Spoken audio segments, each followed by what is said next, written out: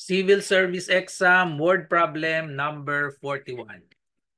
If the cost price of an article is 80% of its selling price, then the profit percent is 22, 25, 22.5, or 24%.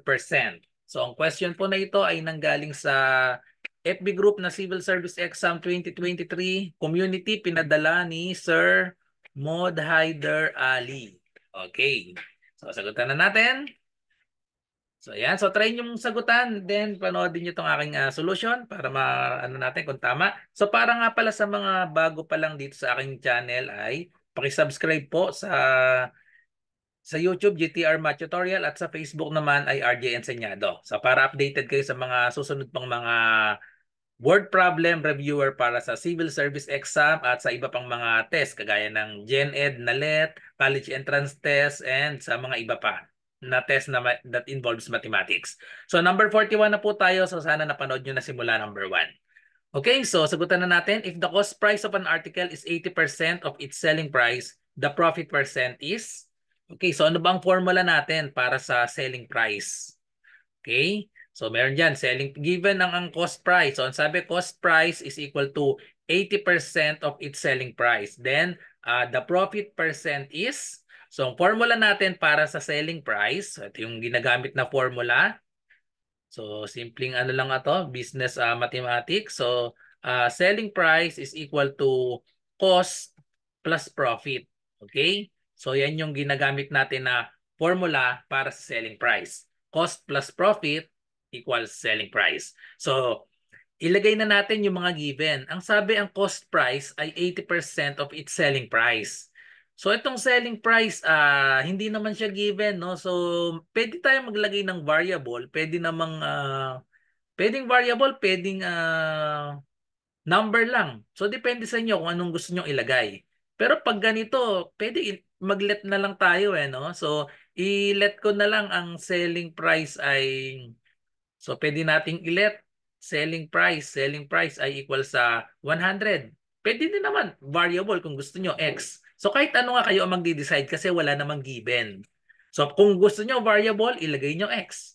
Kung gusto nyo naman number, kahit anong number. Ako ang nilalagay ko pag number 100 kasi madali yan. Ang 100, yan din yung 100%. Okay? So kaya kahit alin dyan, pwede nyo ilagay. So kung gusto nyo 50, pwede rin. So depende nga sa inyo yan. Kasi nga walang given, kaya bahala kayong mag-decide kung anong gusto nyong ilagay dito sa selling price. So isolve natin ng may 100, then mamaya solve naman natin kung variable lang ilalagay natin. So same answer ang makukuha natin. So ilit natin, ang selling price ay 100, tapos ang cost daw ay 80% of selling price. Kaya 100 ang nilalagay ko kasi madaling kuhanin yung 80%. Ano ang 80% ng 100? So let's say itong 100 ay 100 pesos. Ang 80% ng 100 pesos ay ganun din, 80. So magiging ang cost niya ay 80. So tapos makukuha na natin yung profit. So P ilagay natin for profit. So ang hinahanap profit percent. So ganun lang kasimple. So ito na yung masasolve na natin yung profit, tas convert lang natin sa percent. So solve for P. So subtract lang tayo ng 80. Subtract lang tayo ng 80 to both sides. So therefore, makukuha na natin 100 minus 80. That is equal to 20. So ang profit na natin ay 20. Kaso ang hinahanap ay profit percent. Pag sinabing profit percent, ayan. So profit percent, yung profit natin na 20, i-divide lang natin dun sa cost. Divide natin dito sa cost para makuha natin yung percent. So 20 divided by cost, ang cost natin ay 80, tapos i-convert lang natin sa percent na yan. So pwede i-lowest term muna natin to. 20 over 80, so lowest term natin, pwedeng i-divide parehas yan sa 20. So therefore that is 20 divided by 8. 20 divided by 20 is 1. 80 divided by 20 is 4. Then, madali nang i-convert ito sa percent. I-multiply lang natin para maging percent siya, gawin nating 100 yung denominator. So, saan i-multiply yung both the numerator and denominator para maging 100? So, multiply lang tayo sa 25. So, magiging siyang 25 over 100. So, that is equal to 25%.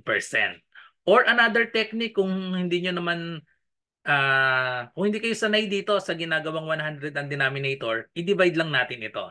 So 1 divided by 4. So dagdag lang tayo ng dalawang 0, itapat yung decimal dito, and then 1 divided by 4, 0 yan. 10 divided by 4, that is 2. 2 times 4 is 8. Subtract 10 minus 8 is 2. Bring down 0, 20 divided by 4 is 5. 5 times 4, 20, wala nang remainder. 0.25 in percent, that is equal to, move lang natin ng dalawa, and then put the percent symbol, 25%. So therefore, the correct answer is letter B, 25%. Okay, so kahit anong number ang i-assign natin dito sa selling price, ang makuha natin 25% pa rin. So isolve naman natin yung kanina kapag variable ang ginamit natin. So kapag variable, X ang ginamit natin. So SP, selling price is equal to cost plus profit. Kapag nag-let tayo ng selling price natin, hindi natin alam, no? So let's say ang selling price natin ay X. So kung ang selling price natin ay X, ang magiging cost natin ay 80%. 80% of the selling price, so that is 80% in decimal, that is 0.80 or simply 0.8. Kapag 0 yung dulo, hindi na nilalagay 0.8 na lang yon. So itong sin natin ay magiging 0.8x plus P. Okay, so combine natin itong dalawang may x, so subtract 0.8x to both side. Subtract 0.8x to both side. Itong x meron po yung invisible na 1. So ito cancel out na. 1 minus 0.8, so that is equal to 0.2x equals P. So yan ay profit natin. So ang profit natin ay 0.2x. So tapos kunin natin yung profit percent. So ganun din, kagaya din kanina, profit percent is equal to profit divided by cost.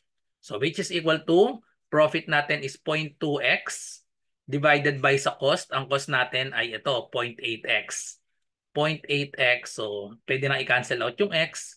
Tapos 0.2 over 0.8, pwedeng i-move yung decimal. So that is equal to 2 over 8, lowest term, that is equal to 1/4, kagaya na nung kanina. 1/4, that is equal to 25%. Pag dinivide natin, or minultiply both sa 25. So magiging siyang 25 over 100 or 25%.